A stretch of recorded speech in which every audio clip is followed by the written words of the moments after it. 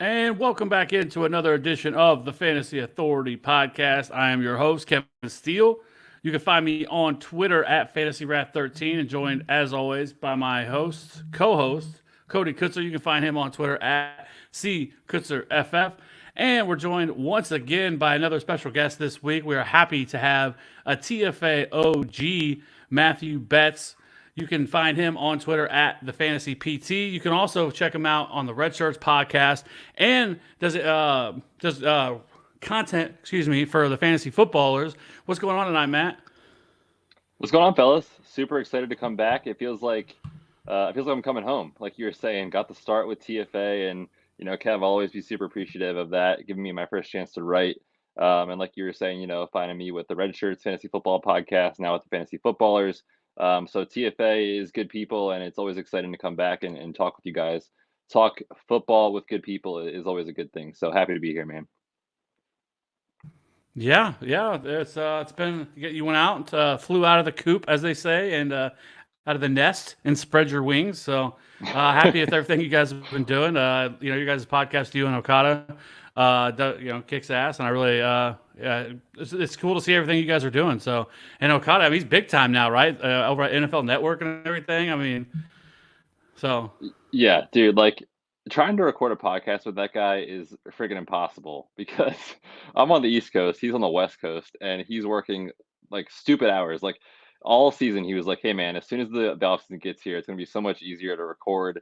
And of course, he's working like 60-hour work weeks for the network, and obviously with football being 365 days a year, it doesn't stop. So yeah, he's working for the network, which is kind of cool. We kind of have a little bit of like, I mean, quote unquote, insider info because he talks to all the big time analysts there and stuff, which is kind of fun to see and kind of get his take on certain situations, especially this time of year with free agency and all that kind of stuff. So yeah, it's fun. yeah, like a little peel back the curtains. I actually had to speak to somebody at NFL Network and give him my 2 cents on Okada. So that was pretty cool to be able to do that whenever he was actually interviewing for the job. So that was pretty Yeah, cool. that's awesome. That's awesome. So, anyways, again, we're happy to have you. How you doing tonight, Cody? You haven't said anything yet. That's all right, man. Just sitting here, getting ready to cry and tear up over you guys reminiscing. So I'm fine. I'm just gonna sit here with my tissues and let you guys have your moment. It's Hey, beautiful, man. People helping people. that's what we're here for, right, in the fantasy community. So, anyways, well, why don't we help the listeners out? I mean, that would probably be a nice thing as well. So, we've went through all the positions pre combine. We did our last pre combine show last week with Brandon and Derek, and then this week, we finally got the results. Now we actually have the results to the test that we've all been waiting for, and so tonight we're going to be doing some risers and fallers from the combine. Then we'll also hit up the next part of the journey, which is free agency, because that is going to have an impact on the draft and where we think people could go, possible landing spots or stuff like that. So just kind of a natural transition there. I think free agency is a couple weeks away. I think it's around the 18th or something like that of March. So I think this is a good time to we'll talk about kind of wrap up the post combine stuff, and then we'll pick back up after free agency. So one thing that I put out on Twitter this week, which did not go over very well with the Dynasty community, but I wanted to ask you guys on here, if you guys saw the tweet I put out, was what is the point of pre-combine rankings or rankings pre-draft in Dynasty community? Hey, man, I'm glad you're still alive and you survived that onslaught. So that's something I'm glad you brought up. I mean, for me, as far as rankings go, like I'm not going to put out hard 1 to 36 kind of rankings, but I do like kind of having an idea of where I sit with guys and kind of like I'll kind of bucket them into tiers more so than rankings, just so that like I'm not getting too caught up in things like the combine. You know what I mean? Just so like I'm not making too many adjustments, and then that way when the combine hits and we're going to talk about our rises and fallers, I kind of have an idea of do I need to look at this guy again? Is he what I thought he was? But I mean, like I said, as far as rankings go, I don't get it. But on Twitter, it drives clicks, and that's I think that's what it's all about, right? You gotta get those clicks up, son.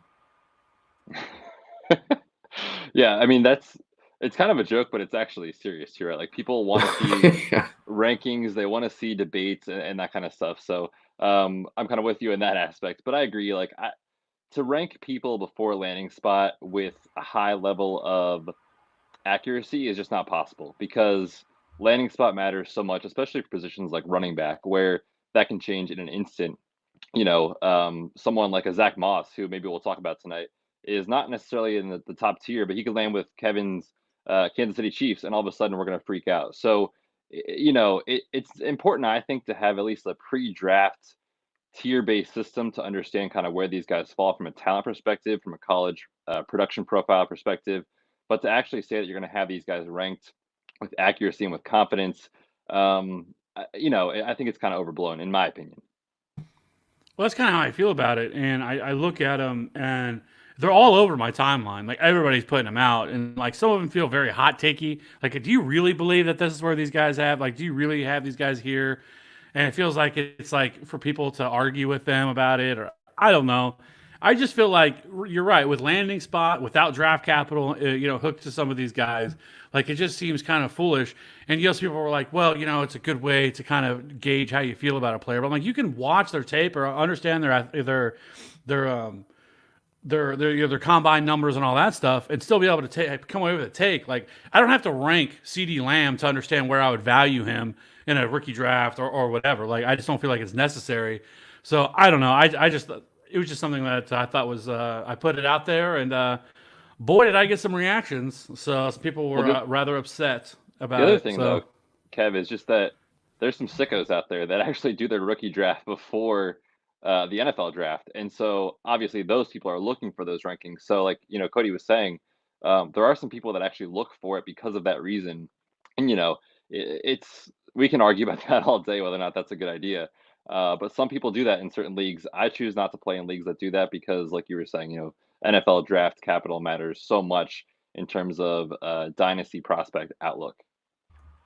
Yeah, I think it would be fun to be like maybe in one of those leagues, but to have the majority of your rookie drafts be pre NFL draft like that, like you said, that like that's sicko. You're a degenerate if you're doing that, dude. I would have wasted so many first and second round picks on like Auden Tate, Al Lazard, KD Cannon. Like, dude, I loved all those guys. And then the NFL draft came, and I was like, well, looks like I'll just be able to pick them up off waivers because I definitely don't need to use even my fourth rounders on them. So like it's just one of those things where in our little bubble, that's what to quote Farrell, it gets the people going. yeah, well, I mean, and somebody like McCole Harbin pre-draft last year, where do you think? Nobody do you think talking anybody about would've- him. Yeah, no one No. would have selected him because there wasn't a single mention of McCole Hardman prior to the NFL draft, and all of a sudden he gets drafted. I remember, when it happened, the Chiefs took him, and everyone was like, "What? What? Like who?" But I don't know. So I just thought it was interesting. So, anyways, let's just we can move forward. I just thought I would see what your guys' reaction was to that. So, the combine came and went. There was a lot of guys like Jonathan Taylor who crushed it, and guys like Jalen Reagor who didn't do as well as I think some people would have expected. I think a lot of people thought that he was going to run like a 4.3 and the 4.47 I believe he ran, but people all of a sudden are like jumping off the deep end with him, like, oh, he's trash now, he's gone, I'm done with him. And I'm like, since when was 4.47 a bad like 40 time? You know what I mean? Like all of a sudden he runs a 4.47 and people are like, oh my God, I'm out on Jalen Reagor. Or people that didn't like Jalen Reagor, it was confirmation bias. And I don't know. I just thought that was a little ridiculous. But I think for a lot, there was a couple of guys that were stand out, and I think we'll kind of get into that. But overall, I thought the takeaways were, I think that for the most part, the guys that I think we expected to do well did well. Some of the guys that we didn't expect didn't do well. But I think now that we kind of have this, it kind of gives us more information, kind of more to go off of. So, we kind of put this together. I think we'll start with the risers here. We'll kind of go position by position. Me and Cody have the same guy. So why don't we start with you, Matthew, and tell us about Tua. Yeah, absolutely. I'm just going to do a little intro for those of your listeners who may not know me yet. But for those of you who are not aware, I'm a sports physical therapist. So I figured coming on the TFA pod, I have to stay on brand here and talk about a medical situation. So you don't need me to tell you how great of a prospect Tua is. Obviously, he's elite as a quarterback prospect, but the knock on him is obviously the medical perspective because of the hip injury, which happened in November last year.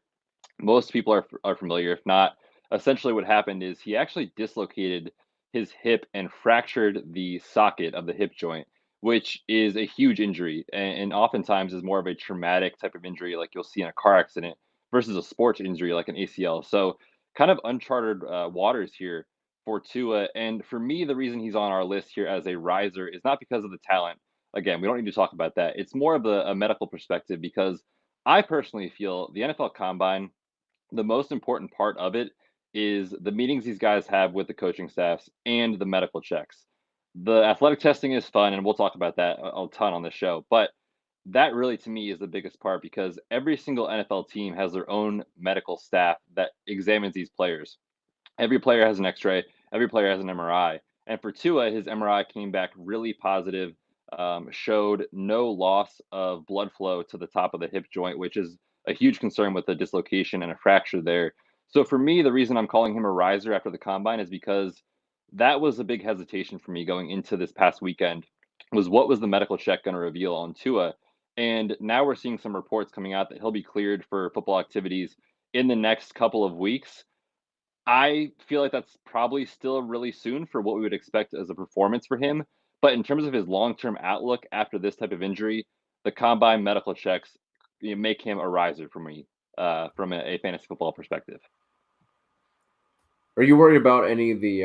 Obviously, that's the big one. Are you worried about any of the other injuries that he also sustained during his time in Alabama? I think that was something else that people were worried about even before that hip injury happened. Yeah, that's a great point because he had actually two high ankle sprains, one on each side, and ended up having they call it a tightrope procedure. So essentially, it's a very minimally invasive type of procedure that they do where they kind of sure up the ligament that connects the two lower leg bones, which is the fibula and the tibia, the two bones that are in your lower leg. They tighten it up a little bit to make it more stable, and it's a really quick recovery. So it's not like a very big procedure like an ACL or like a rotator cuff repair, something like that. So to answer your question, Cody, like it definitely is something to consider in his profile, but for the type of quarterback he is, he's not really a Lamar Jackson. He's not a Kyler Murray, where if he was going to be more of that mobile quarterback that he's known for rushing, I'd be very concerned about it. Because he's in the pocket and he's fluid in the pocket, don't get me wrong, but he's not the type of player that's going to go out and rush for 50 yards a game the way Lamar Jackson would. So, for that reason, he's not really a huge concern, but certainly it's worth talking about and certainly it's worth considering when you compare him to a player like Joe Burrow.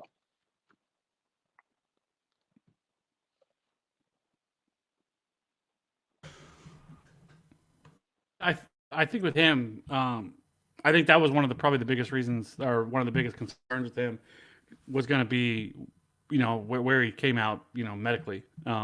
So now we kind of have that out of the way, and it sounds like he's better off than what we thought he was going to be. Because I think there were some people that were saying that they didn't think he was going to be ready this year, and now that happens, I hope, kind of like you mentioned, I hope they don't rush him. And if they don't have to play him this year, if it's a team who drafts him, I wouldn't. Give him more time. Don't rush him out there. But if he were to go to a place like Miami, for example, let Ryan Fitzpatrick, kind of do his thing out there. But pretty much right now, I kind of feel like this is a 3-team race, and I guess this is an easy transition into the guy that me and Cody had, and Justin Herbert, where I feel like he's kind of the third guy, and I could see some people actually having him ahead of Tua, especially with his pretty strong combine that he had. Really showed well athletically, something he didn't show a lot of on tape, but I mean, really had a really strong combine, and so. I know that he has elite arm talent. He's somebody that you can watch. And he can make every single throw on the field, but at the same time, you can kind of pull your hair out with some of the things that he does. And I think for most people, I think they expected him to take this kind of next big leap in his career at Oregon, and he never did. He kind of stayed stagnant. I think that was people's biggest problem with him because heading into this year or even last year, like he was kind of the guy everybody was like, wait till next year till Herbert comes out and and get your hands on him. And now we're here, and it's kind of the same thing we see every year, where there's always a guy who comes out of nowhere that no one's expecting. The same thing's going to happen next year and the year after that. There's a player that nobody's talking about in in August in terms of an NFL prospect quarterback, and then they're all of a sudden going to explode onto the scene. And this is kind of what we saw. Now Burrow is that guy, and there's certainly and Burrow seems to be the guy that nobody seems to be questioning at all, and doesn't seem that And I have concerns with Joe Burrow, mainly because of the 1 year of production that we saw, and not that I'm saying that he can't do it, but I think people are just expecting him just to be this elite talent, and I have reservations about Joe Burrow, and depending on where he ends up, if he ends up, if he does go to Cincinnati, I don't think that's a terrible spot because they have some weapons and everything else. But a guy like Herbert, I think he's somebody that, could end up being, maybe he's never an elite quarterback, but I think maybe like a Matt Stafford type of ceiling, Matt Ryan, kind of that in that 12 to 15 range among quarterbacks, I think is somewhere where he can wind up, which, in the right situation, we see, Matt Ryan go to a Super Bowl and, stuff like that. So I like Justin Herbert, and I think he has the ability, if he can land in the right spot, a team that can get the most out of him and kind of coach him up. Because if we remember, everybody hated Josh Allen a couple years ago when he was coming out. Everybody laughed about Josh Allen and the Bills. Not that Josh Allen's been elite, but he has definitely risen up. He has definitely, I think, compared to what everybody thought he was going to be, he certainly outplayed expectations. Yeah, for me with Herbert, it wasn't so much as him being a riser as kind of being cemented in as my QB3. I think there were some other questions. I know a lot of people like Jordan Love, but the combine, just how he looked really composed, and I don't want to overrate them throwing basically against air. You know what I mean? I think that's where we can get a little ahead of ourselves here, but he's Kev, like you were saying, he's the safe option here. He's going to be the 3.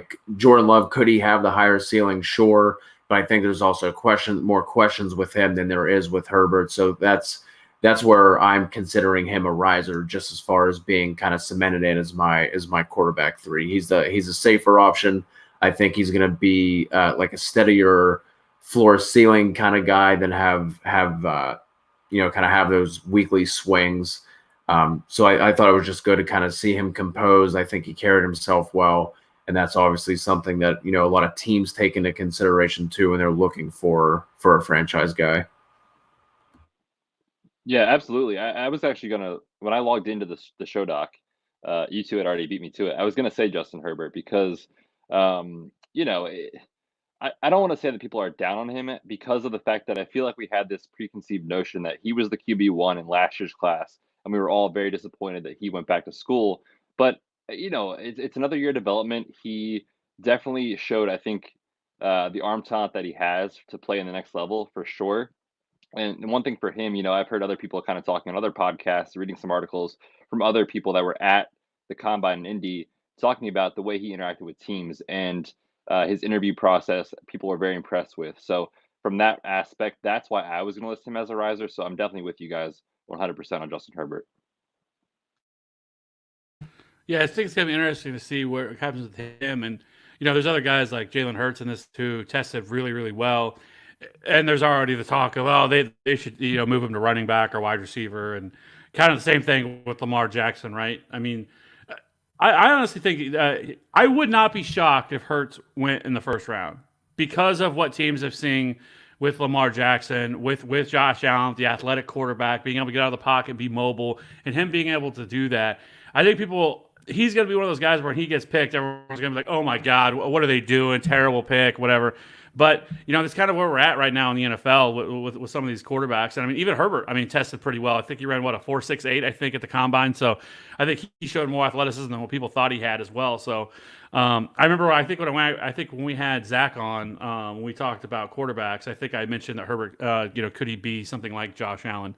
And so I think he tested, right around there. So anyways, I think this quarterback class for me is pretty underwhelming outside of a couple of guys, and for the most part, I'm not really a fan of Eason or so. Let's go ahead and jump over to the fallers in this category, and that is the guy I was just talking about. Jacob Eason is somebody that I think was kind of borderline, where people were kind of getting hyped on, thought maybe he could be the fourth quarterback off the board. But I mean, he tested very miserably, and I just, when I've watched him, I wasn't really sold on him. And so, I mean, with the poor combine mixed in with everything else, like, I don't know. I think he could end up being like a third round pick, fourth round pick for some teams, but he's certainly not somebody that I think could go in the first round. Yeah, just to follow that up, Betts and I have the same faller, and we're going with Fromm here. So for me with Fromm is, alluding back to the conversation we had with Zach from the Dynasty Draft Room. He was talking about what he really liked about Fromm was his ability to process the mental aspect of it, and then just watching him in his games and throughout his time at Georgia, I was always kind of like left wanting more. They're just like, oh, okay, like he's a nice quarterback. And then, again, in those drills, you don't want to blow this stuff out of proportion with any of these things, the testing or the drills, in my opinion. But he just didn't look good. He didn't look the same way that Herbert looked. He didn't look composed. He didn't, He didn't look smooth through those drills. And for our purposes, for the fantasy football side of it, if all you have is between the ears kind of stuff, and you can write the hell out of a chalkboard and a whiteboard and that kind of thing, say what's up to Nate Peterman for me. We'll see how that goes. Cody, absolutely savage with the Nate Peterman comp, or at least comparison to the way he processes. But for my reason for adding Fromm onto the list is, I mean, I don't know if you guys watched the go routes drill with the quarterbacks and receivers, but man, that deep ball looked ugly. Yeah. And, in today's NFL, it's not necessarily a huge deal from the aspect of the game is quicker. The scheming is different because it's not like, okay, I have 6 seconds to sit in the pocket and throw a bomb. But still, that's a matter of arm strength, accuracy. Like the ball is like a duck out there. And, can Jake Fromm be an NFL starting caliber quarterback? Yeah, probably. Is he going to be exciting for fantasy? Probably not. Like kind of like quarterback 20 to 24 type of guy in fantasy. And obviously for the type of leagues that people are playing in, a single quarterback especially, he's not going to be fantasy relevant in my opinion. No, I agree. I'm not seeing anything from this class. Maybe Jordan Love is gonna, where a guy could end up being a third, fourth round pick, and in the NFL draft, and then kind of come out of and rise up the ranks a little bit. I just don't see it. Again, maybe Jalen Hurts if he finds the right situation because of his running ability. So, anyways, let's go ahead and move on to the running backs and keep this moving. I think that these next two positions are definitely the more exciting ones. There's no way we cannot start with Matthew's guy. That's our guy. That's staying on brand with Cam Akers. We can never talk too much about Cam Akers. So, I would assume if you have him as a riser for you, maybe you didn't have him as high as everybody else did. I'm not sure, but for Cam Akers, what did you see from him that you love so much? Yeah, definitely. I just want to be honest. Like, if I didn't say that I was biased pre-combine because of his poor senior season or final season, I should say. I think he was a junior at Florida State. I would be lying. I mean, it's just we get these biases, right? You want to see production year after year after year, and obviously it wasn't there his final year at Florida State. But I'm sure people have said this 97 times at this point. The offensive line was terrible. The offense sucked. They were 6-7 as a team. I mean, just not good. But to see Cam Akers come out and test the way he did, I mean, you're looking at a 4.47 40-yard dash, fifth best in the running back class.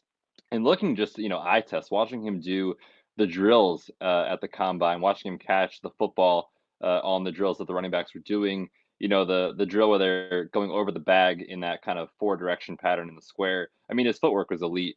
And really watching the talent, show at the combine on a level playing stage was really encouraging for me. So that's the reason I'm listing him as a riser. And if he goes to a situation where, he's in a better offensive scheme, a better offense in general than someone else, like, for example, I don't know, a J.K. Dobbins, I have no hesitations about potentially moving Cam Akers above J.K. Dobbins in my ranks.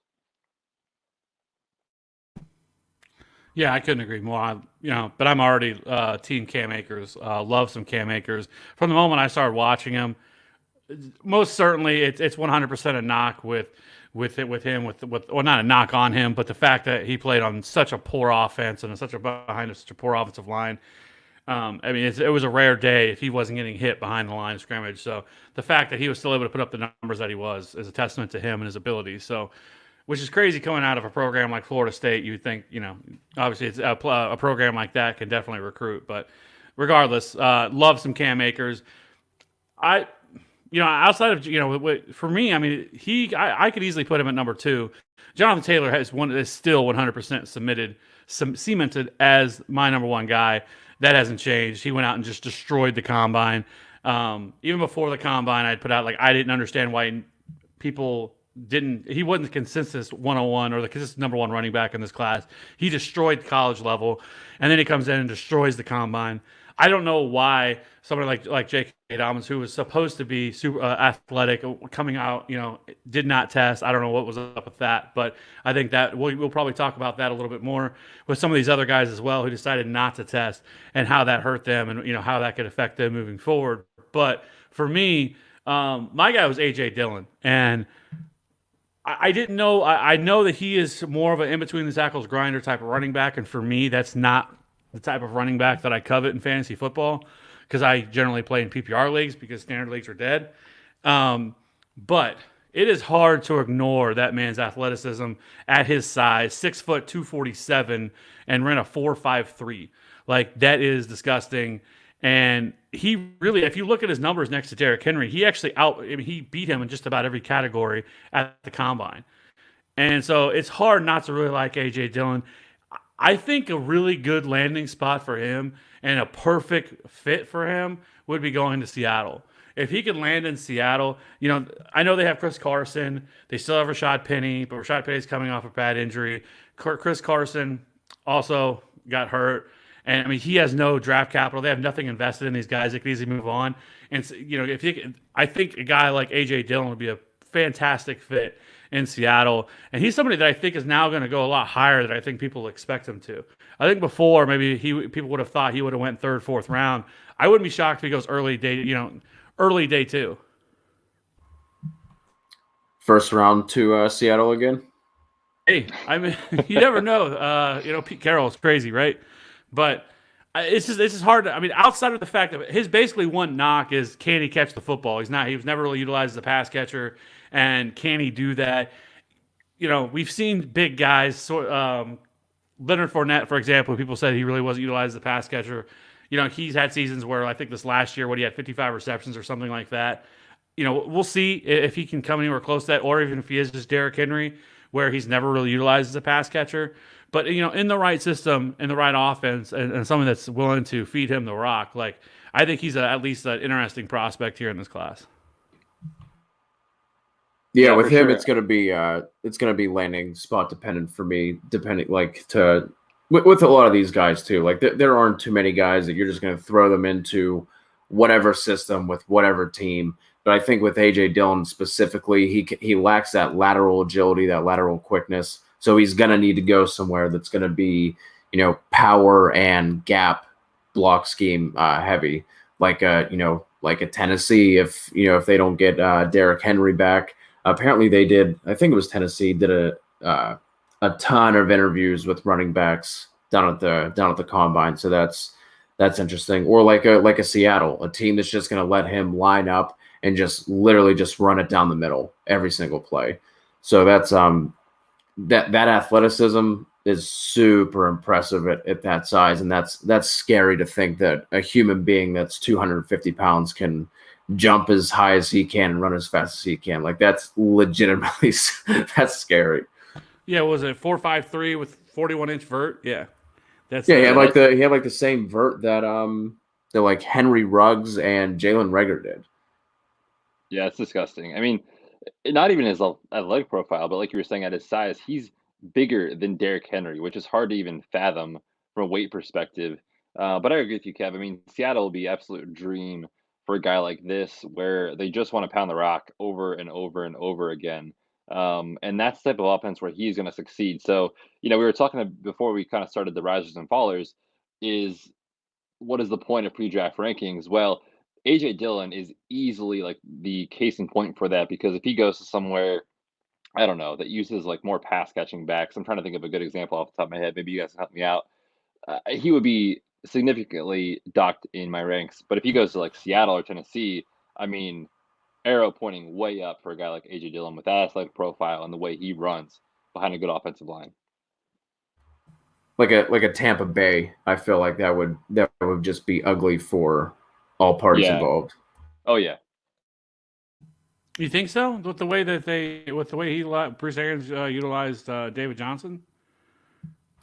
Yeah, because I don't think he has. He wants a pass catching back. Arians has said that.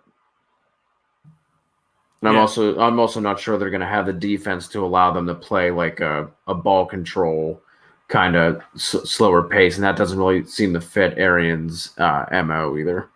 What if he went somewhere like New Orleans, where like he kind of plays that Mark Ingram role? I like that. I mean, we talk about it. I feel like for the last 3 years, right? Like New Orleans always leads the league in fantasy points for the running back position as a whole. You got Alvin Kamara doing his thing out of the backfield. Let AJ Dillon get 15 touches in that offense. Yeah, I'm definitely in that scenario.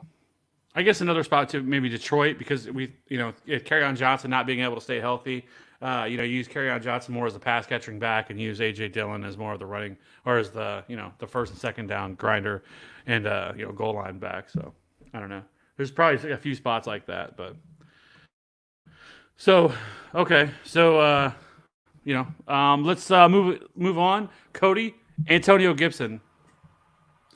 Yeah, man, just a really intriguing prospect. If you look at his, and I think Travis May brought this up whenever we went over the running back position. But if you just look at his production profile from this year, he has 38 receptions for 735 yards, 33 rushes for 369. And then he also averages 28 yards per return. He was involved in kick returns as well. 6 foot 228, and he had the same 40 that Jonathan Taylor did. So another size, speed freak kind of a guy that comes in as the 99th percentile for the speed score.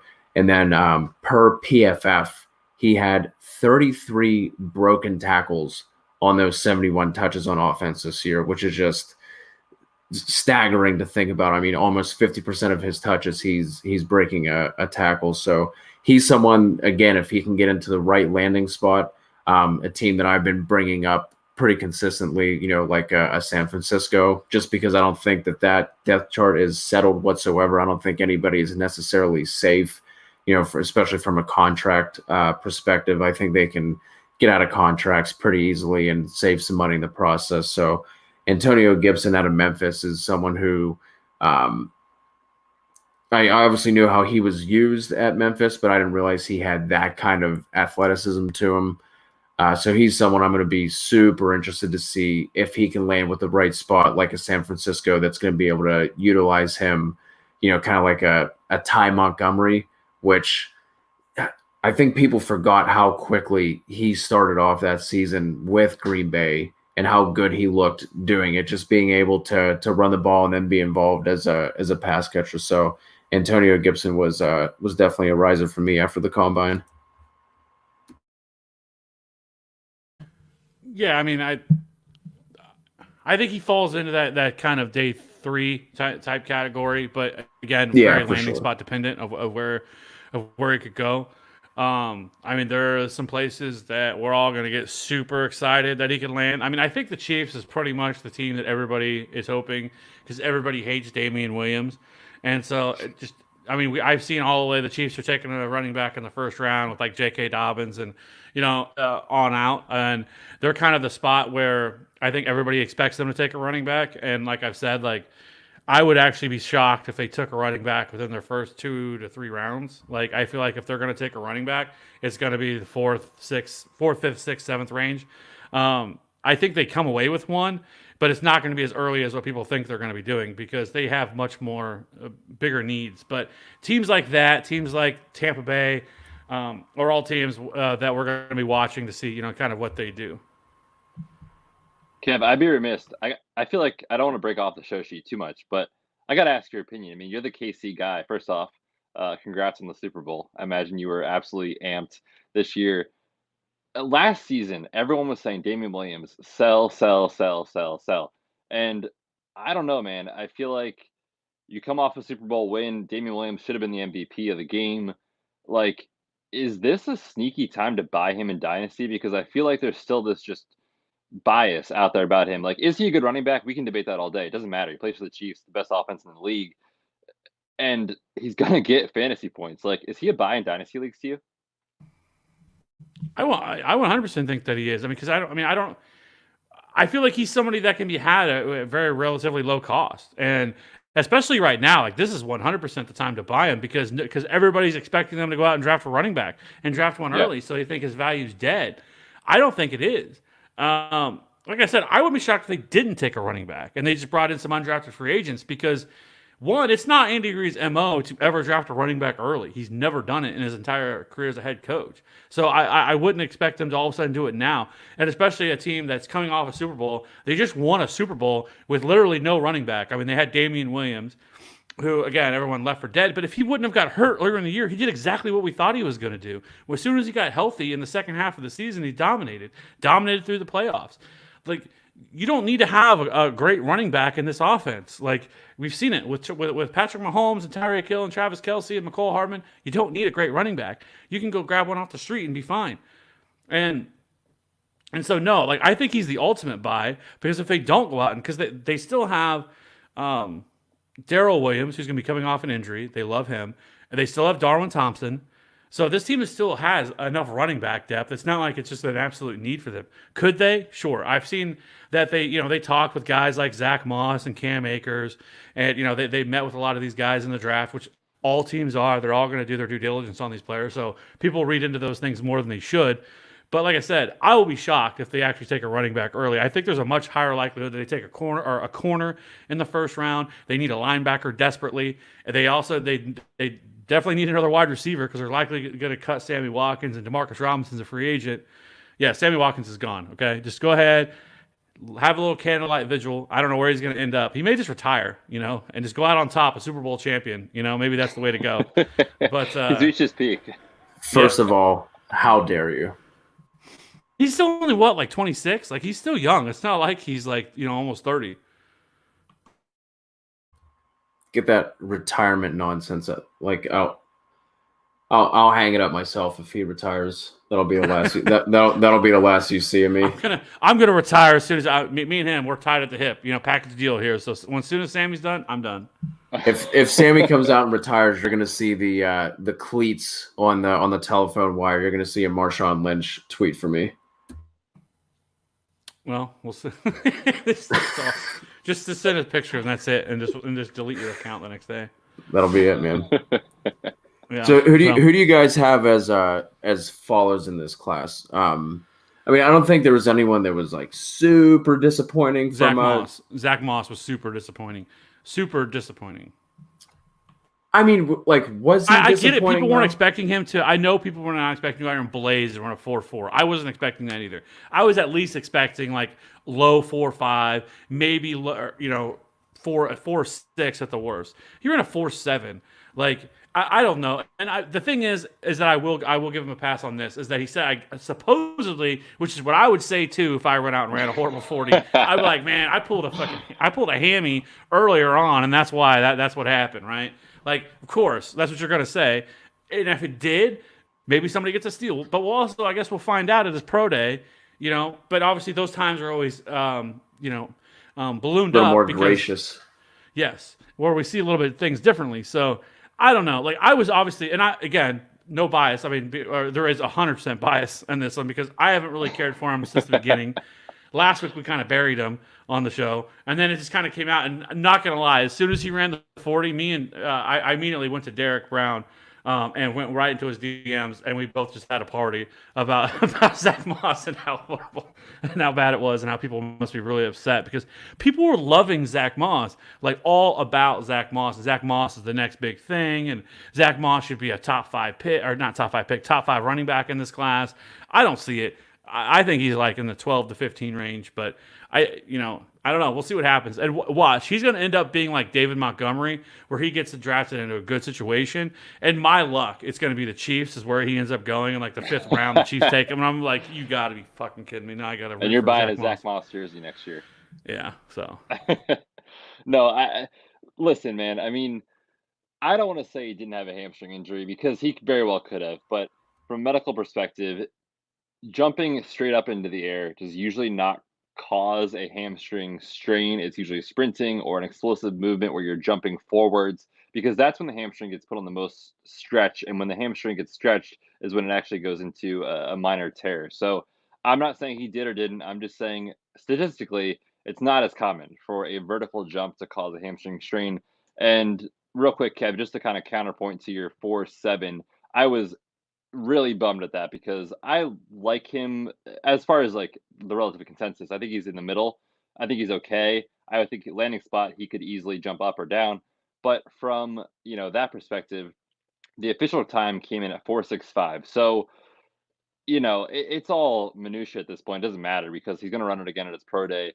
And if he runs it at, 4.58, then it's a different conversation. But if he runs it again and it's 4.67, then yeah, he's dead to me at that point, because I actually ran a study for our website, for redshirtsfantasyfootball.com, looking at running back 40s in the last 4 years. So back to 2015, in 2015 to 2019, the running back 2s in those years for fantasy football relevance, the cutoff point that I found that was statistically significant was 4.58.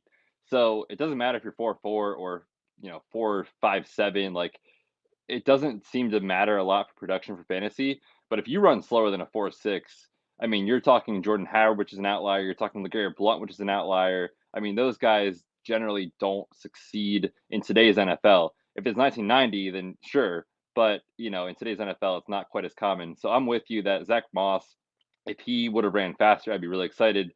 But I'm super nervous about him as a prospect now that we know what he looks like from an athletics testing standpoint. Yeah, and I mean, so I guess somebody like that, like I could see having a role in the NFL, right? Being a short line or goal line, short yardage back, somebody who kind of gets those opportunities. But he's just not something I'm excited about from a long term. And I guess it was just all the hype that I was seeing about him, and now seeing that, it's just kind of confirmed. And I guess maybe I have some confirmation bias. As soon as I saw it, I'm like, I'll bury him, because we have seen, like, Kareem Hunt did not run a great 40 coming out, right? And everybody buried him. But there was a handful of people who loved themselves some Kareem Hunt at the time, and I think Scott Barrett was one of them who loved Kareem Hunt. And he's kind of bucked that trend a little bit and been able to prove himself to be a little bit more useful than that. So I don't know. I guess we'll see. And if he ends up landing in a great spot, it's not really going to matter, because you're going to have some interest in him anyway, because opportunity is king in fantasy football. Yeah, I'll jump in here with my faller for the running back position. I'm going to go with Savon Ahmed.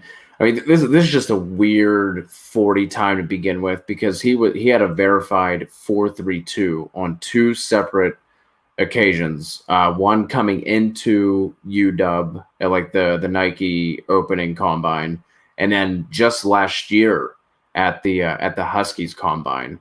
And there are some teams that have been known to be a little more gracious with their testing numbers, but from everything I've seen and from hearing guys like Lawrence Chaney talk, who's a big UW guy, that they have not been one of those. Like, for instance, they had John Ross at a 4.2.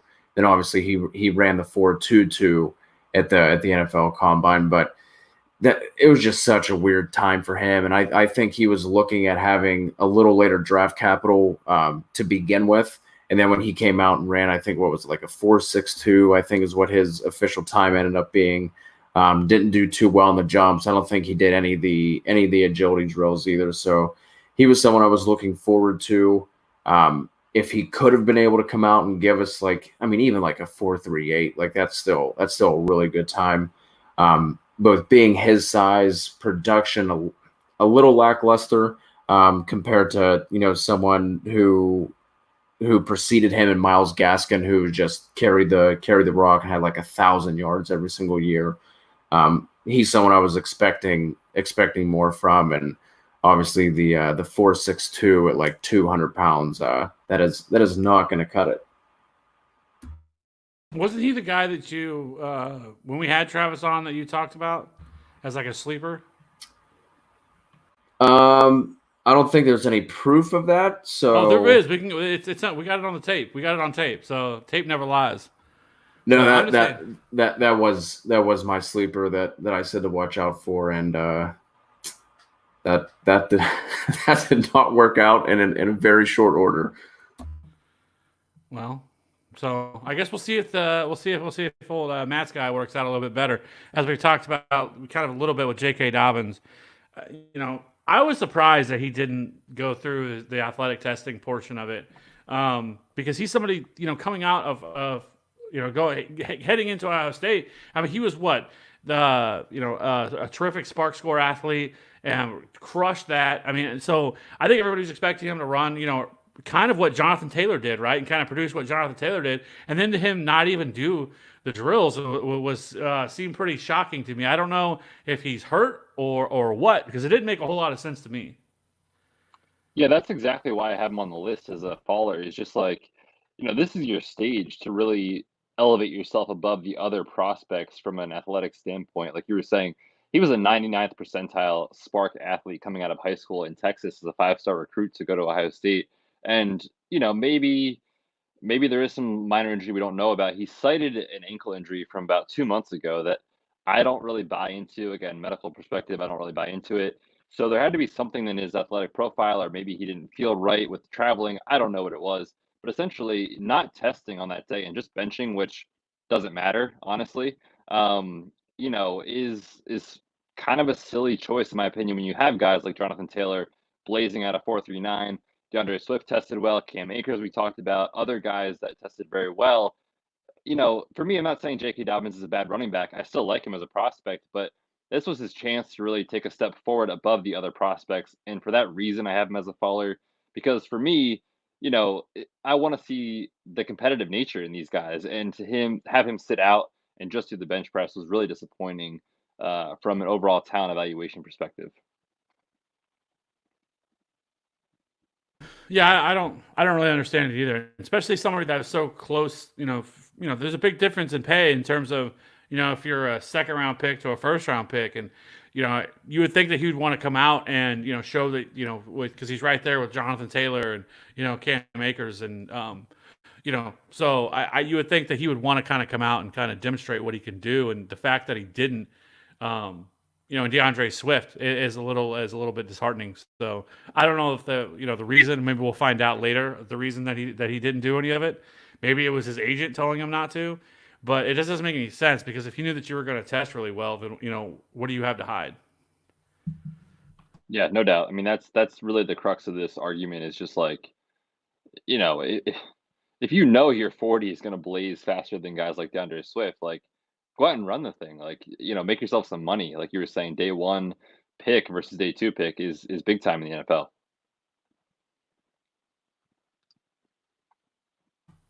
No, for sure. So I don't know. I guess we'll see. There's actually another guy that we'll talk about on, for me, on the next one as we get to wide receivers. So why don't we go ahead and jump over to wide receivers? And this is kind of an interesting parallel, because with the guy I'm going to talk about as a faller, but the guy that you have, Matthew, as a riser is Justin Jefferson. I think he blew everybody's expectations out of the water, and nobody thought he was going to do as well, especially athletically, and test that well, because I think we all kind of thought that he was going to be probably somewhere in the 4.5s, maybe 4.6s, and we were going to be okay with that.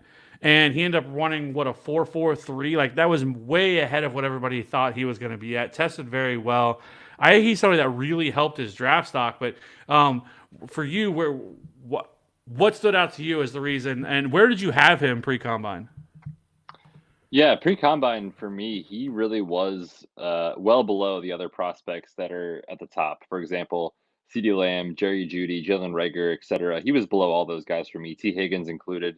Um, and really seeing him come out and put out that athletic profile to match the senior, or the I should say the final season that he had at LSU, was really encouraging, because I think you could say everyone that was on the field for LSU produced at a very high level. So it's not really fair of us to say like, oh, okay, this guy was a great prospect producing in a mediocre offense. Everyone produced at LSU this past season because the offense was amazing.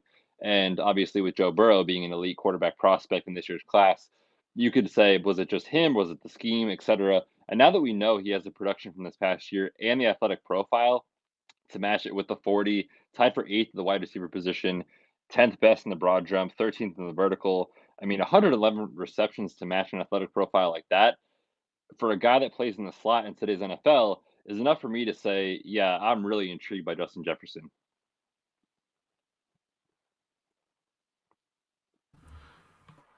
Kev, you were big on him going into it. Did that? I mean, obviously that's not going to change much when he comes out and has the kind of combine he did. But did you move him up significantly for you?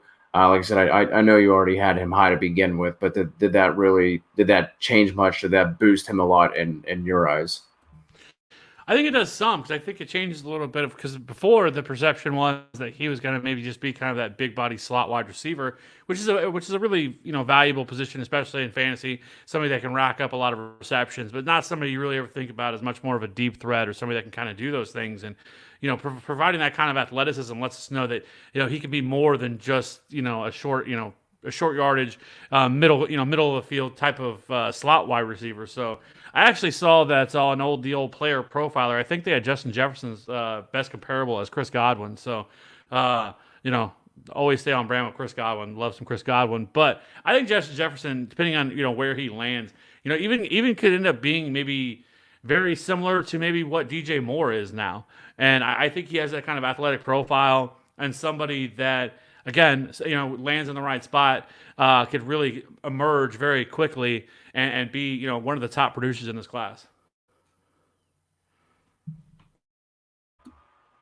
Yeah, that makes sense too. I think I've a spot that I've seen him mocked a bunch, which I don't exactly know how I feel about it, because I think it's kind of doubling up, but to the Saints at the end of the first. I mean, if he gets that first round draft capital, no matter if it's kind of doubling up on the same skill set as Michael Thomas, if he gets first round draft capital with Drew Brees, that'll be good enough for me. My thing is with this though. So with that, one, why do people hate Traquan Smith? I don't know why, but everyone seems to hate my boy Traquan. But number two, when is the last time a number two wide receiver did anything in New Orleans? Like Willie Snead? Is that how far back we have to go to that we had anybody? Now you could say maybe it's talent, maybe they haven't had anybody. I don't know, but Michael. That would be my rebuttal. Yeah, and so is it a great spot, or we just think it's a great? It's kind of like now with Aaron Rodgers, right? Whenever Jimmy Graham, every tight end, and now people are like, I hear people like, man, if they get Austin Hooper, imagine that. Like, whoo. Like, guys, no, I don't want him going anywhere near there, especially now after they weren't even throwing the football. Like, we'll get into that when we talk about free agents and stuff, but I don't think that is a great spot. Like, we haven't seen it enough because he spreads the ball around so much, and then Michael Thomas commands such a large target share in that offense. No, I would not want that. Like, I don't think that's a great landing spot at all. And besides that, I mean, you look at Drew Brees at this point in his career, like this is the last season, maybe one more, maybe. And if Taysom Hill is the next quarterback there, I mean, that is a huge question mark. The dude is an absolute asset to the NFL and to his roster that he plays on. But from fantasy, we don't know how good of a quarterback he can be. And if he's the guy next, I have legitimate concerns about anyone catching the football there, because we just don't know. We haven't seen it. We haven't seen him play quarterback in the NFL. So yeah, I agree with you. I think for redraft, from a late round like dart throw perspective, that would be really intriguing. But for dynasty, yeah, I'd be a little concerned about that. Yeah, For dynasty, would you? I'm assuming he's a back end of the first, kind of right now for you, Betts. Would you move him out of that first round if he landed again with first round draft capital to the Saints? Would you push him more toward like the 201, 202 range then? Probably somewhere around there. I mean, it probably depends on like where guys like T. Higgins or where guys like Jalen Reagor fall. If Jalen Reagor, for example, lands with Green Bay, like that would put him above someone like a Justin Jefferson for me. Um, other examples like T. Higgins going to somewhere like Buffalo would definitely put him above someone like a a Justin Jefferson for me. So yeah, right around that range, I think it's fair, but I probably wouldn't put him down too far in that scenario.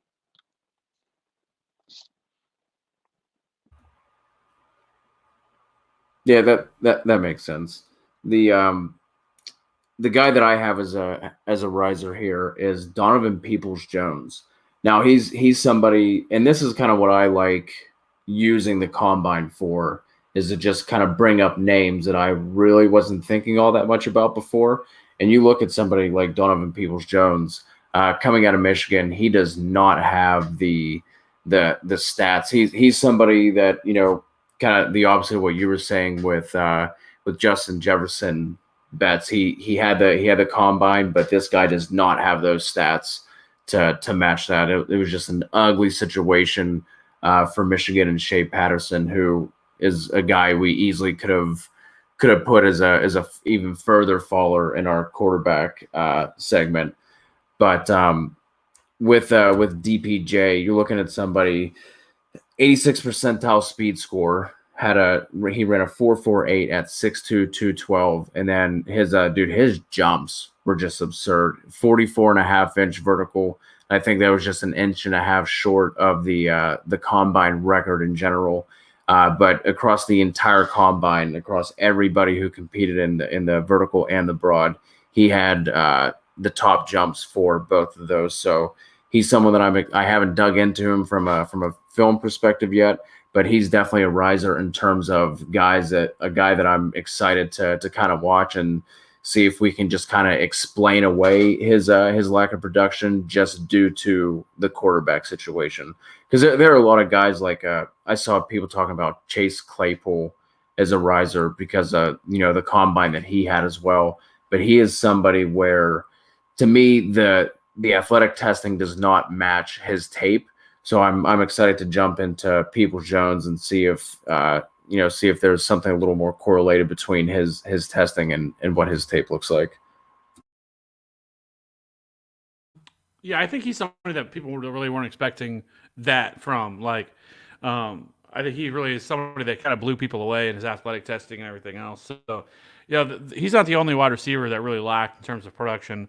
We can sit here and talk about Jalen Reagor. That's the same thing that, with him. Right. He played on a terrible offense, and it really wasn't his fault.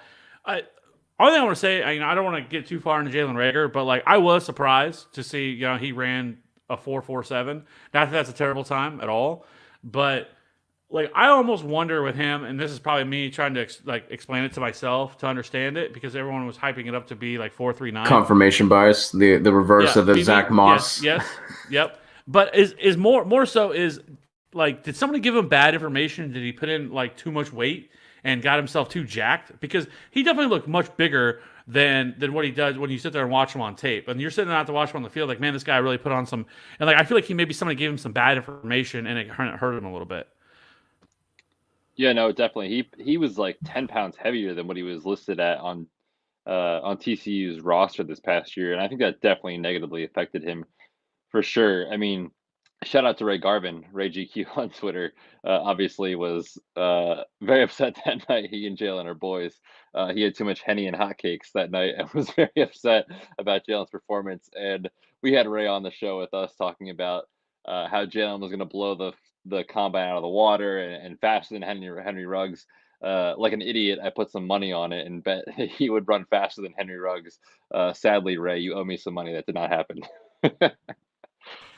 Yeah, so I don't know. I just thought it was interesting, and it still doesn't really bother me that much. Really change my thoughts on him in any way. It's not like he went out and ran a 4.6 or something like that. That would have been a little bit more eye opening. But even 4.47, I'm fine with it. But it'll be interesting to see how, again, another guy in his pro day, if he cuts some weight and kind of gets back to his normal playing weight, and see if he changes anything in that regard. Because everything else he crushed. I mean, the vertical was great. Broad and everything else. So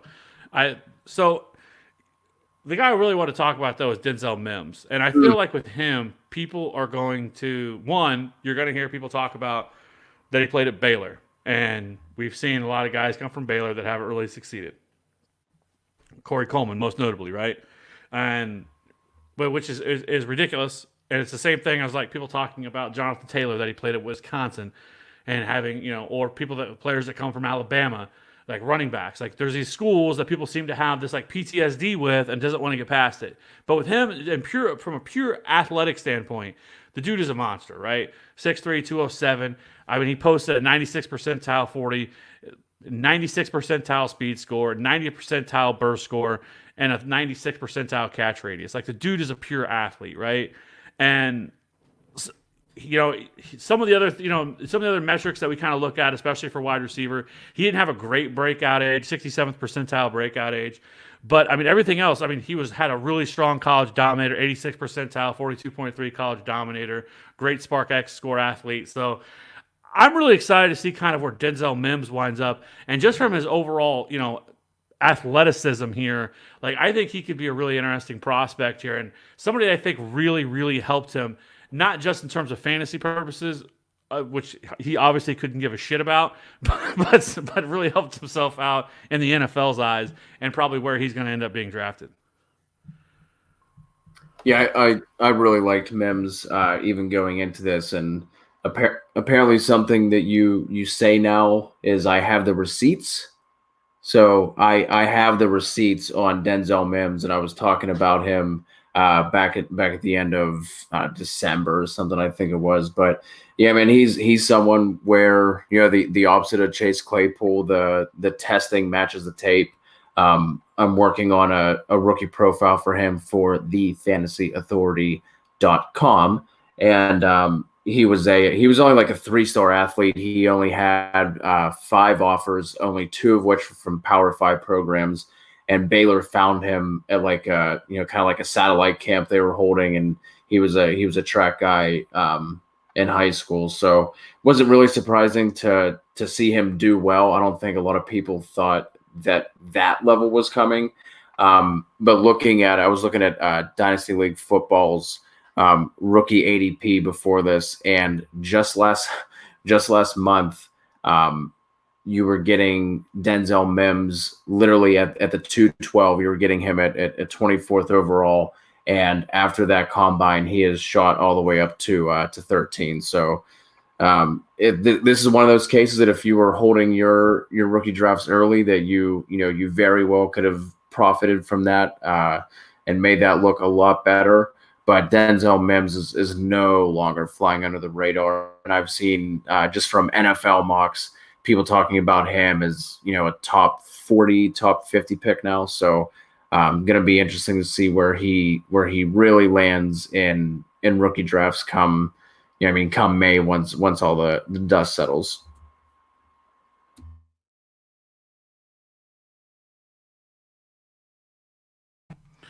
Yeah, no, I'm excited to see where he lands, and I think that, and again, we can keep saying this about everybody, but wherever he lands, if it's an exciting place, I could see him going much higher than even 13, or maybe not much higher. Depends on if it's super flex or single quarterback. But let's go ahead and jump over to the risers, or the fallers here. We kind of went through all those. Pretty much what we were talking about with. With J.K. Dobbins. T. Higgins, him not running the 40, which for me, I think this was probably a smarter business decision, because we knew that, coming out of high school, I think he ran like a 4.7, a 4.75. So I'm assuming that he realized that he is not going to beat that time. And let's just sit this one out, boys, and not, display that information. But, something that somebody like Laquan Treadwell decided not to do and actually went out and tested, I think it is pretty concerning though that I think that probably maybe confirms that he's probably going to run a 4.7, maybe late 4.6, which is a problem for me when it comes to him. And so, while I still like T Higgins and I think he can be a decent X wide receiver, but I don't think that he's somebody that I am overly optimistic about that's going to have a big impact in the NFL. This is one where I'll push back a little bit, Kev. I mean, T Higgins to me is super interesting because everyone's enamored with Justin Ross right now, right? Like if you're in Devy League or you're looking at kind of next year's rookie class, he's the name everyone knows out of Clemson, and obviously wide receiver Sammy Watkins, DeAndre Hopkins, etc. You name it. So there's intrigue with T Higgins for that reason. But for me, like the dude, he can line up all over the place, and they used him at different places too, playing in the slot, not just at X receiver. And the way he wins, I think personally, is through separation and not necessarily through long speed. So for me, the 40 isn't really a huge concern. But I agree with you. I would have liked to see him test in those agility drills, test his explosiveness in the vert, broad jump, stuff like that, because I think he would have tested decently in it. It's kind of intriguing as to why he didn't, and maybe we'll find out why in the future. But I heard him say that he was basically resting for some reason, which to me is like, what is that kind of thing? It's not like it's the most taxing event in the world, but that to me was disappointing because I think he would have excelled in those agility drills. I mean, you think about like the most notable play he had in college most recently, people think about the national championship, is that jet sweep. And I mean, the dude looked explosive as heck coming out of that play down the sideline, making people miss, etc. So for me, I'm still in on T Higgins. I think he's going to be a very good NFL player and a very good fantasy player. I think he'll be a value because he didn't do anything in the combine. As the official tiebreaker here, I will give the point to Mr. Matthew Betts. Let's go. Your weight on your vote is not nearly as much. So, well, no matter what it is, it's still going to be greater than 1. So whether it's a 2-1 or a 1.1 to 1. My point was my vote is like a 1.5, maybe a 2. So, anyways, so let me ask you this then: do you think that he is better than Mike Williams? I think from an overall NFL prospect, I think he is. I am a huge Mike Williams truther, and I will die on that hill for sure. But from an NFL prospect standpoint, yes, he's a better prospect. I've hated Mike Williams since he came out of college. Like the moment he came out, I was like, this dude's a bum, and he really hasn't done anything to really change my mind all that much since he's been in LA. But he had that crazy little run that he had there when Keenan Allen got hurt. But other than that, he has not a lot. Now people can say, well, it's because Phillip Rivers is terrible, and that could be. Maybe he'll finally break out, and we'll see a true breakout. Devontae Parker did it finally. And look how long it took it. But I don't know. I've never been super huge on Mike Williams, so I don't know if I would even put T Higgins at this point above Mike Williams, but I can see it. But I want to see how he does. Like I don't think it's a death sentence for him. And if he does come out, and I'm sure he'll take part in his pro day. And if he does at least decent there, maybe it was the entire plan the whole time. I'm sure it was with his agents and everything else for him not to go out and test. But again, landing spot dependent of a spot that a guy that I'm gonna love. But there's certain players in this draft that I feel like that are landing spot proof, and he's certainly not one of them. And at the time, like I was pretty much kind of lockstep. Like I felt like Justin Jefferson and T Higgins were kind of pretty close prospects for me in terms of where I had them, and then just how well Justin Jefferson blew the combine up. Like it was just, I immediately moved him up. I'm not burying T Higgins and maybe saying that he's significantly lower for me, but I think I now probably have him more. Where before I would have him in like this 5 to 7 range, maybe now I have him in the 9 to 12 range right now. But that could change, because I still love Bryan Edwards. Shame that we weren't able to see him, and it's hard to knock him because he had the broken foot. Do you think actually, since we got a medical guy on here, we should probably use that. Do you think Bryan Edwards will be able to get back in time to be able to take part in his pro day? No, probably not. I mean, that surgery that he had with the recovery usually takes, at least 8 weeks, and it's actually kind of a high risk of re-injury with getting back too soon. So I would say it's obviously, concerning that it happened at the timing that it did with not be able to see him test. But I think if he tries to come back from it and test with that, in his obviously now in his profile, I think he's going to test poorly. So I would say if I was advising Brian Edwards, I would say just hold off, like rely on the tape, don't bother, kind of thing. Yeah, no, yeah, it makes sense. So we are a pro Brian Edwards podcast here, so we are not allowed to have anybody on the podcast. It's on our contract that if you're against Brian Edwards, you're not allowed on the pod. So that's kind of what we decided. We're are you team Brian Edwards? I'm not gonna lie to you. When I first watched his tape, there was a couple of games where I was like, I don't know if I see it. And then I watched more, and I was like, yeah, that's the dude. Like he's a good prospect.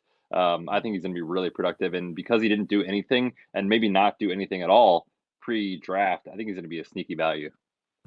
So you were kind of like, you were kind of up on liftoff, and then you were kind of nosediving there for a second. Then you pulled it up. You pulled it up. Now we're back at normal, operating altitude. So we're good. We're good there. We're back. We're back. Yeah, we're back.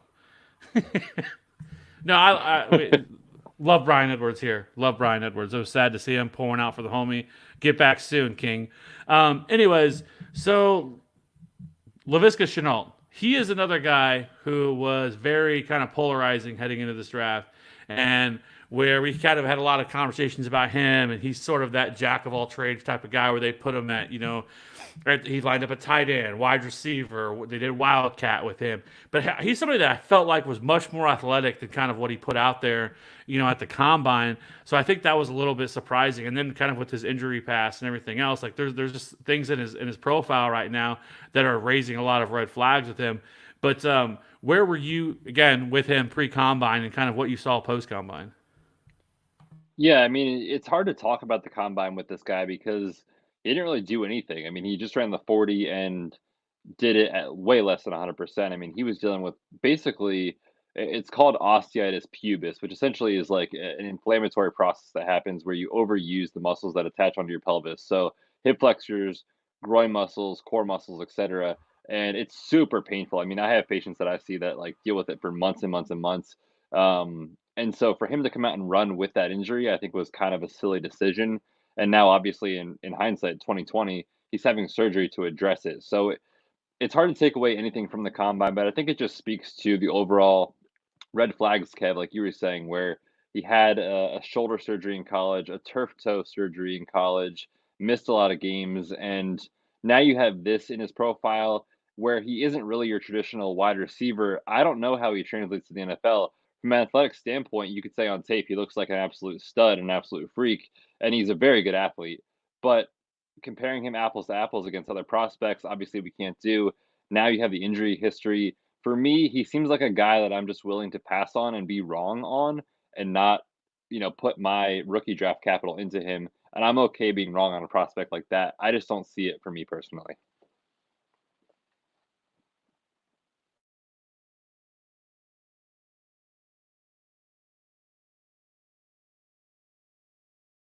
Yeah, I mean, I think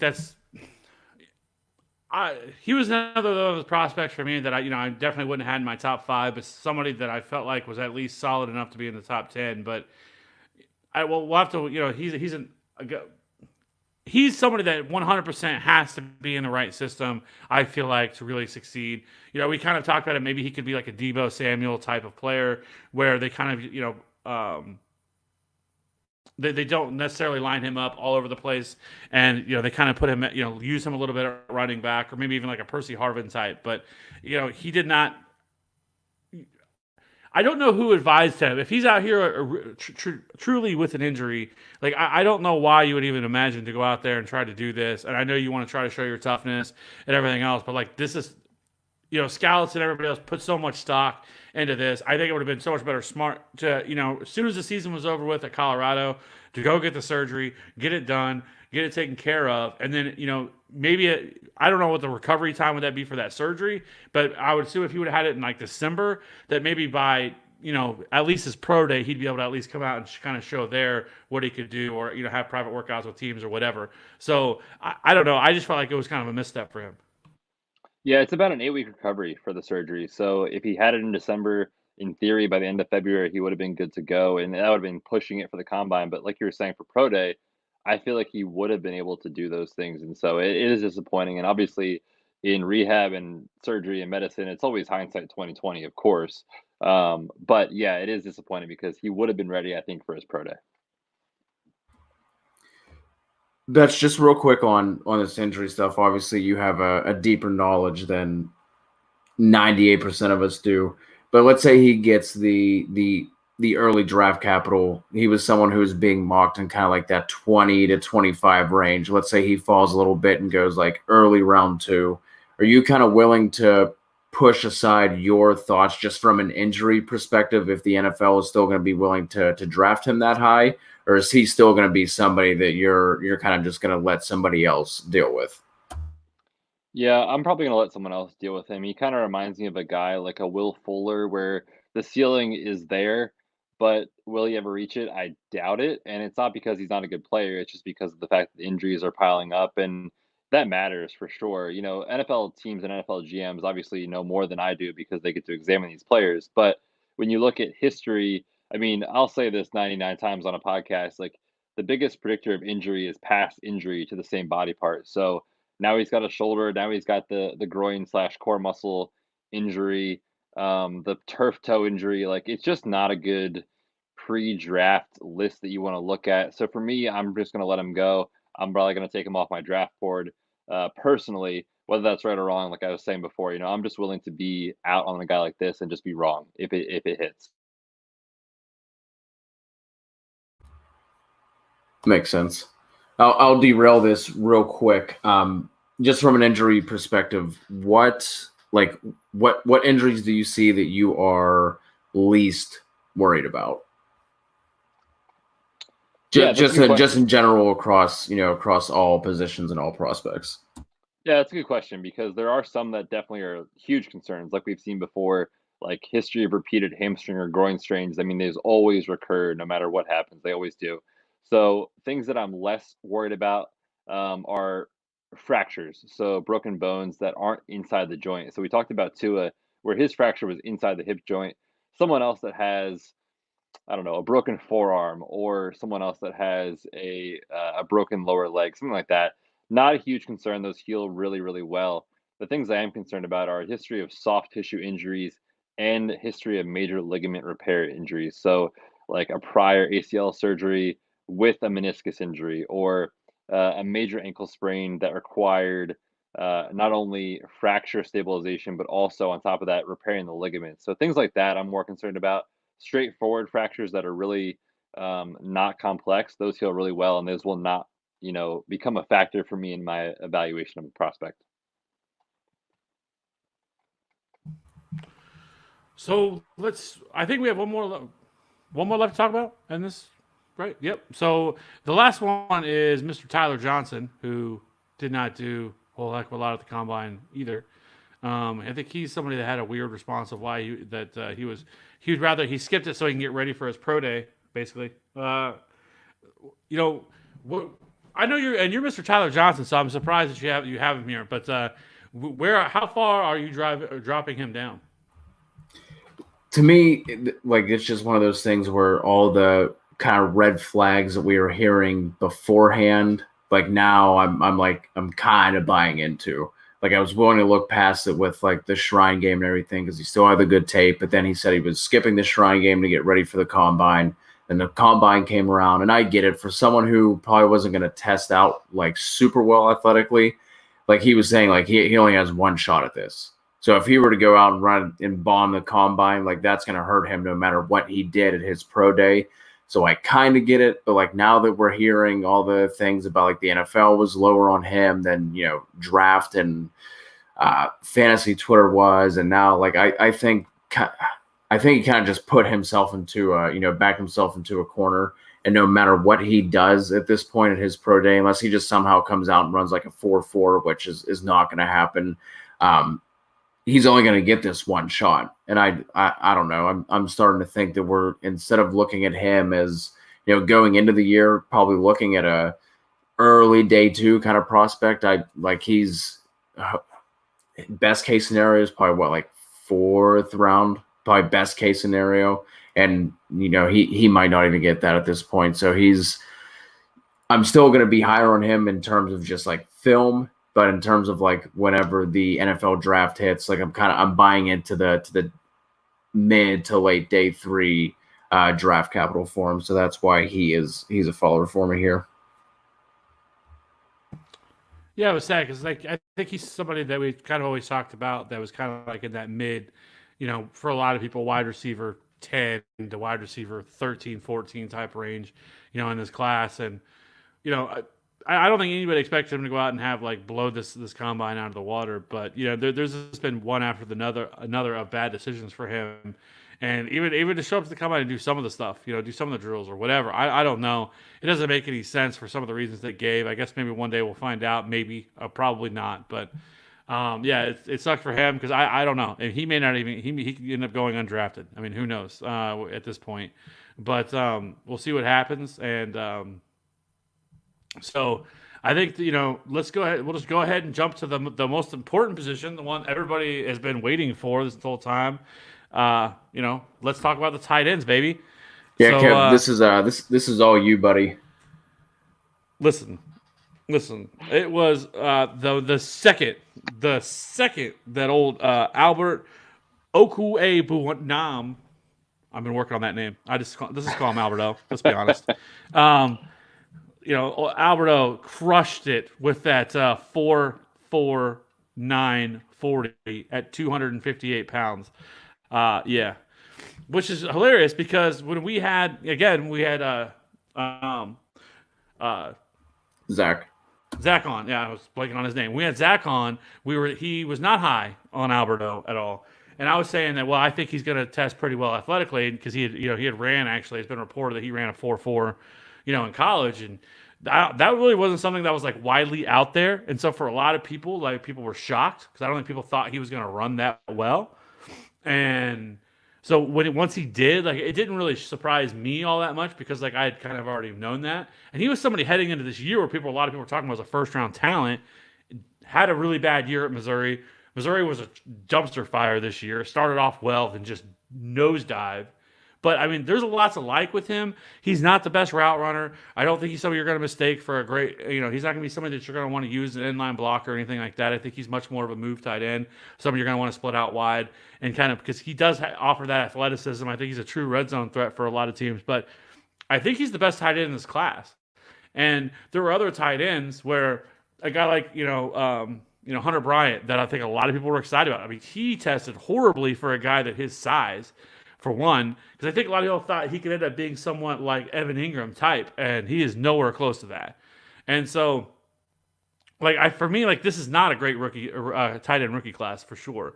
But I do think Alberto has a place in this draft, and I think he could end up going in the first round. It really would not surprise me. Maybe late first round, but I think somebody could really fall in love with that athleticism.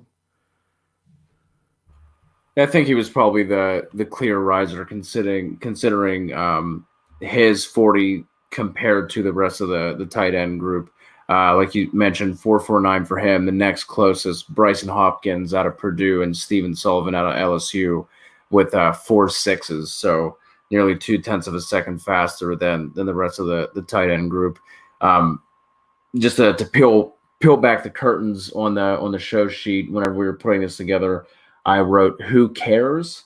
And then Matt backed me up and just said, "Yeah, I don't know. I think all these guys suck." So for me, this is just a wait and see what the NFL says, where their where their draft stock ends up, and then I'll reevaluate then. But for me, I wasn't really looking forward to this group to begin with, so I really don't have too much else to add. Tight ends are people too, Cody. Okay, they have feelings. Prove it. They score fantasy points. Three of them score fantasy points. Hey, What? maybe 5. Maybe. Well, we have you got Kelsey, you got Kittle, you got Ertz. Hooper was a baller. Team TFA. That was our team TFA last year. We were pounding the table for Austin Hooper. So I mean, there's some ballers out there. Evan Ingram, if he can ever stay healthy. Can't. O.J. Howard eventually is going to rise like a phoenix out of the ashes that we keep waiting to happen. He better, man. He better. Well, and it's Alberto tested better than he did. And that was the one, that was one thing we loved about OJ Howard was his athleticism. And old Albert O tested better than he did. It's interesting So, because I don't know if you guys saw this on tape, but when I was watching some Alberto tape, his last like 2 years ago compared to this year is way different. I don't know what it was, but just watching him on tape this past year, he kind of looked sluggish at sometimes and kind of looked disinterested. I don't know. And now to see him come out and test this way, it doesn't really match what I saw this past year. So it's kind of intriguing. I don't know what to think about this guy because, like you were saying, Kev, even 2 years ago, people were like, just wait for Alberto. Like, this is the guy in this class from the tight end position.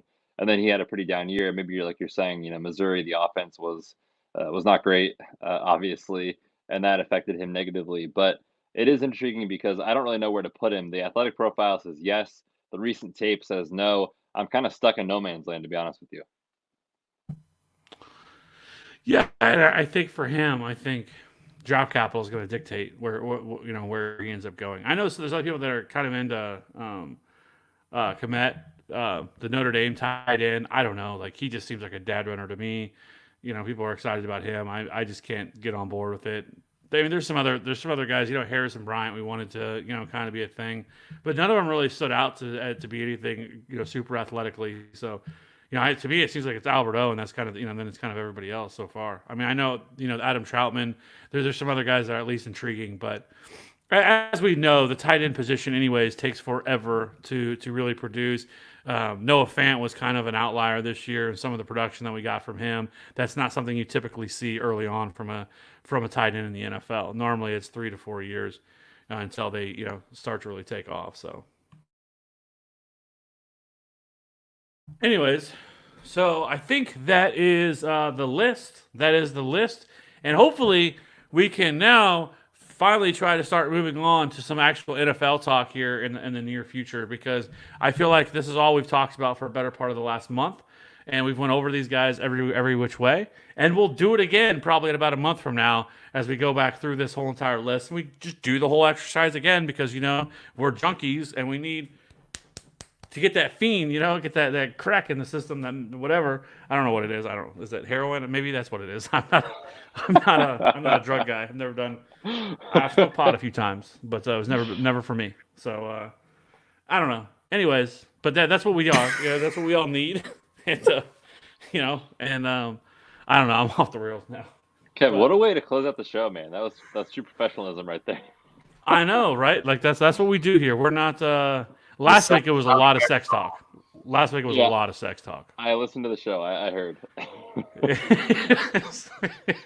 Sometimes you gotta let it fly. Sometimes you gotta let them know. But anyways, so we were gonna cover NFL free agents, but we decided because we're already at an hour and 26 minutes, let's save some people because this would be like a 2.5 hour show if we did that. We could say we could run through them. I know that's what everybody wants to think. But as soon as you start talking about it, we get into debate. Next thing you know, 2 hours goes by. We're sitting here. It's 1 a.m. We're pounding Red Bull and Monster.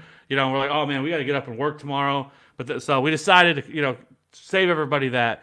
And so, anyways, Matthew, really appreciate you having you on tonight.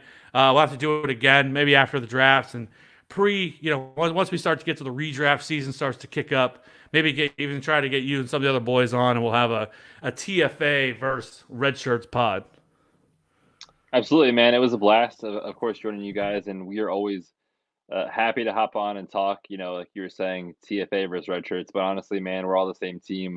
Okada, myself, Kent started with us. Unfortunately, he had to step away, but we came from TFA, so whatever you guys are doing, we're always supporting it. So thanks so much for having me on, man. No, I really appreciate it. Why don't you let everybody know again where they can find your work and where they can find the Red Shirts pod? Yeah, absolutely. You can find the Red Shirts Fantasy Football Podcast on Twitter at Red Shirts FF Pod. You can find us anywhere you get your podcasts, Apple, Stitcher, Spotify, iHeartRadio, etc. We're also on YouTube. And then you can find my written work, usually with the fantasy footballers. Every season I do the injury report section of the Ultimate Draft Kit. So if you buy that, check that out. I'll be found there. And then, of course, lots of injury content around the NFL draft. And then as redraft season gets here, a lot of articles coming out on the fantasyfootballers.com. Excellent. Yes, definitely go check them out. Hit the subscribe button on the old YouTube and, support another content creator. They do an excellent job. Love the work that you guys do. Love the podcast you guys put out there. I specifically love the one where Okada was creepily eating peanut butter while you guys were talking. That's super weird, but hey, we're all into different things. We talk about sex over here, and you guys eat peanut butter. Totally fine. Well, hey, Dig it? did you hear the reason for why he was doing that? No, I just saw that he did it, and I was like, So oh. we live streamed, and of course the fantasy footballers jumped in, and Andy, Mike, and Jason put out a challenge. Whoever ate peanut butter for 5 straight minutes on the podcast was going to get $300 without talking about it. And I literally could not stop laughing because the comments in the chat were just absolutely ridiculous. And Okada gets up and leaves his chair. I was like, oh God, here we go. He comes back with a friggin' jar of peanut butter, eats it on the show. So now we're known for that, which is, I guess, good.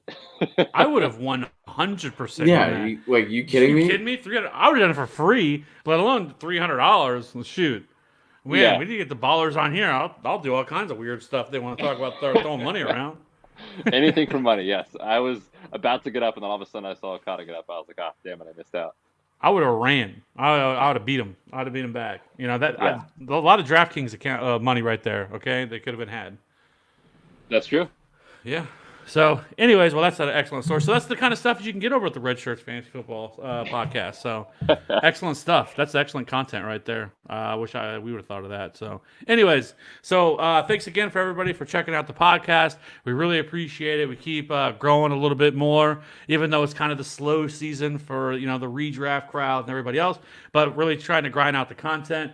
Again, we'll have a new article going up with the Denzel Mim hype piece from Cody, and then you can catch us next week for another edition of the Fantasy Football Podcast, where we will be discussing. I think now we're going to be talking about free agency because we pushed that off this show because we got too hyped on these rookies. Until next week, I really appreciate everybody. Until next week, see you guys again. Peace.